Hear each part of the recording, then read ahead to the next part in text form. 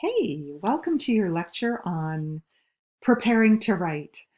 I know the screen says brainstorming and outlining, but that's really what preparing to write is.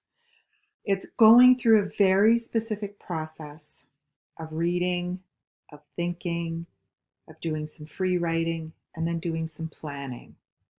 Now, most people don't have, when they first enter college, a really set strategy for how to approach papers. And it's really important in your first years of college to practice a strategy on your shorter papers because I tell you, these papers are going to get longer. You'll be writing 8-page papers, 10-page papers, 15-page papers, 20-page papers, all before you know it. By the time you get to your fourth year, those papers get considerably longer. And if you don't have a pre-writing strategy in place, you're going to drown a little. So you need to start planning now while it's short so you can figure out really what works for you. Some of these things don't work for everybody, and I'll talk today a little bit about what works for most people and then how you can adjust it to fit your own preferences. I like to say, and if I haven't said it in class already, it's something I really believe. I truly believe that you cannot think and write at the same time, and that's why those processes need to be divided. So if you are doing all of your thinking while you're trying to actually make good sentences, one of those things is going to fail. Either the ideas aren't going to be that strong, or the writing might not have the good punctuation and good word choice that it needs. So, as much as possible, prepare. And when you have a plan, then you're better able to organize your ideas and then separate that planning and organizing and thinking from that good writing. Okay, so let's take a look at this. Generally speaking, an outlining process or a pre-writing process involves 3 general steps, right? Brainstorming, getting those early ideas out. Number 2, building a topic sentence tree, which really is a thought processing task. And then lastly, building a formal outline. So let's go through those in some detail. Preparing to brainstorm. The word brainstorm in and of itself is somewhat problematic because, and I actually really hate the word brainstorm. What brainstorm really is, or how it's typically taught to people when you're in high school, it's like, okay, let's brainstorm. Let's get all of our brains together and come up with a bunch of ideas.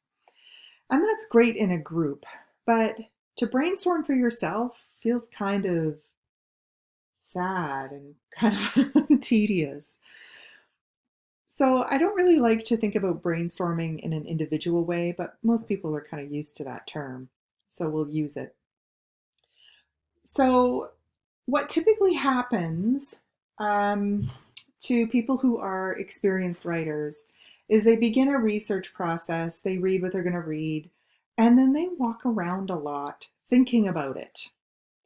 And every once in a while they sit down and they write some stuff down, and then they think about it some more, and then they have a few more conversations with people, and then they think about it some more, and then they sit down to do what's typically called free writing. So they pick up a pen or they open up a document on their computer and they just write. Now, this little free writing thing that people like to do, if you're doing it on a computer, some students get a little too excited. And I know you've probably done this. You've gotten so excited, the ideas are flowing. You're like, I'm just going to use this. And that tends to happen if you're typing it out on a computer. Now, most instructors know when they get free writing handed in, because while the ideas might be fantastic, the sentences are all over the place. Maybe they've skipped ideas. Maybe there's some things that are out of order, the logic hasn't been worked out yet. So we kind of typically know when we've gotten free writing, and that's free writing is usually the writing that you do if you're handing in an essay 2 hours before it's due. And interestingly enough, I had a college roommate.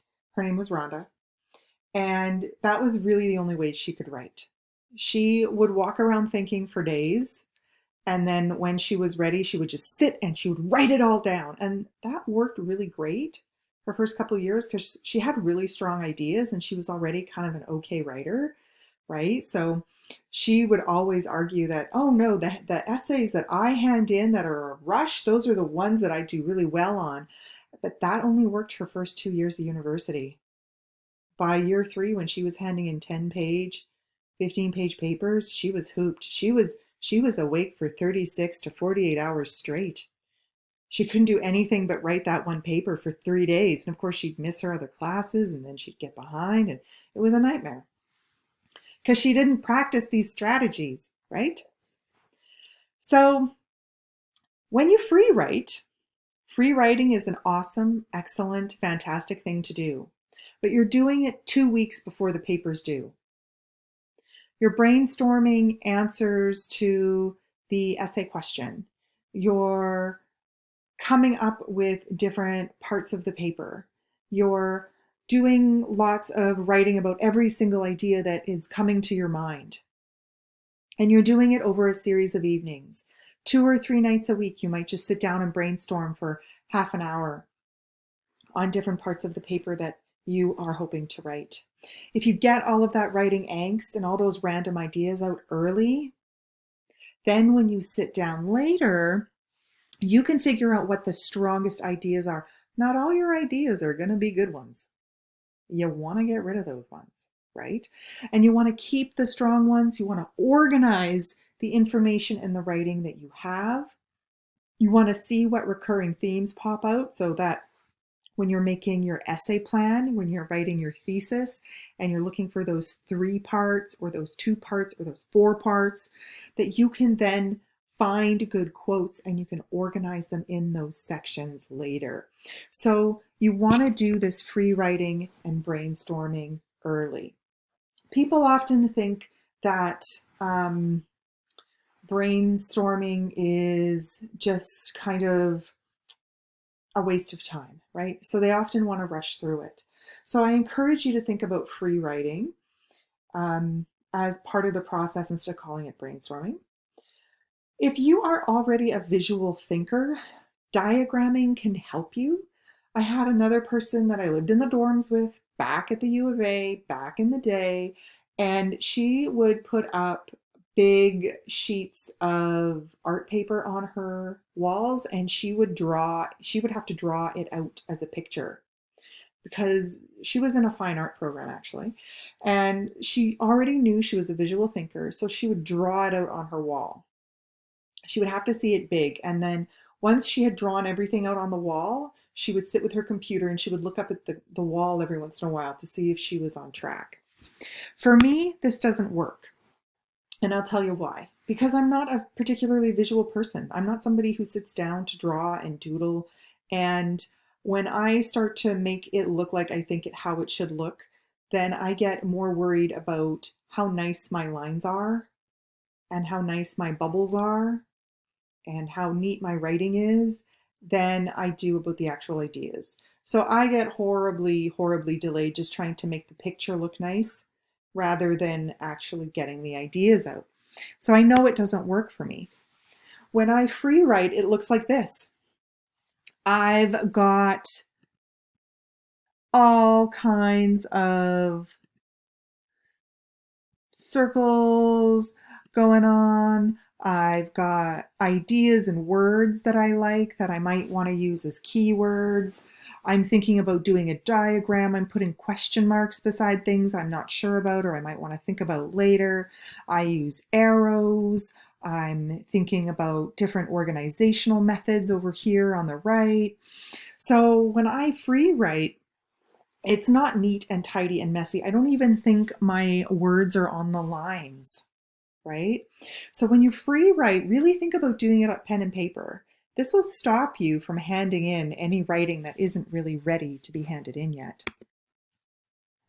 Once you have done your free writing, you're going to want to make a topic sentence tree based on a possible thesis.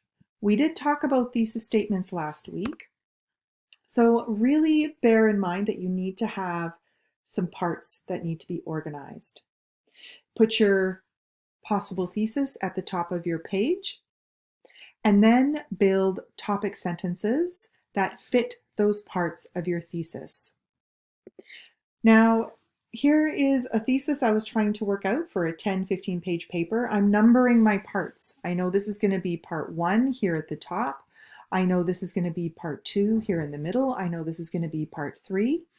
And then when I go through all my free writing and I go through all my quotes, I can just write 1, 2, 3 beside everything in my notes that I think should go in certain places. I have tended to keep notebooks over the years for my essays and papers, and I'll write out quotes that I really want to use.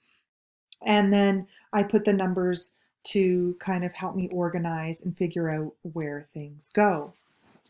The topic sentence tree is like a draft outline. It's an opportunity for you to think about your main ideas and figure out where things fit best, to delete things that maybe aren't strong ideas. It's a time to do more research if you need to go back to the databases and find more stuff, or if you need to reread parts of the play or have more discussions. And then later you can go back and make a formal outline. Here is a draft outline for the yellow wallpaper. Is a question I used to give people: is John the villain or the hero? And here in this draft outline, this person's figuring out their thesis. Okay, John is the villain because he undermines her choices. He does this in 2 significant ways. He manipulates her with language and he takes over her physical space. So here you can see that they've used numbers, 1 and 2. And then for 1, here is the topic sentence. John uses pet names in terms of endearment to put his wife in her place.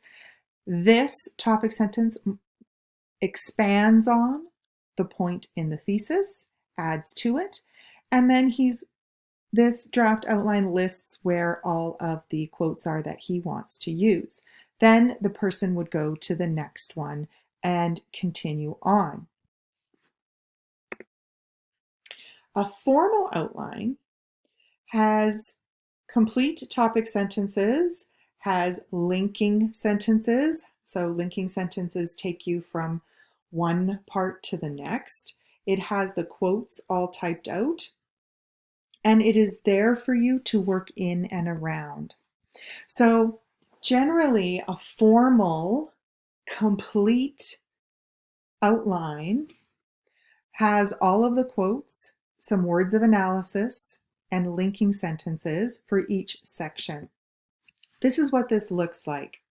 So the previous one was a draft outline or a topic sentence tree, and a detailed outline checks things like keywords. You can see this thesis statement is more fully developed. Second, he takes control over physical space, physically isolating her in a room she dislikes and limiting her contact with friends and family. This would be a detailed outline for part B here, physically isolating her in a room she dislikes. Here, the topic sentence, the narrator is kept in physical isolation. Here is the key word that matches up with the thesis. And then there's the quotes the person wants to use. A couple words of analysis after, because of course your detailed outline is your thinking. You want all of your thinking in your detailed outline. I promise you, if you get used to doing detailed outlines, your life will become much easier, because then you can take this detailed outline that you've typed up in your file and you can go through and you can delete all these other words like topic sentence B, and then you can just write really nice sentences to connect all of the ideas together. So once you have a detailed outline, it represents your thinking as well as your planning. Then when you sit down to write, all you have to worry about is those really nice sentences. And that's really what you want to do, is think about nice sentences. Then Here are some tips for adapting it for length and positioning ideas.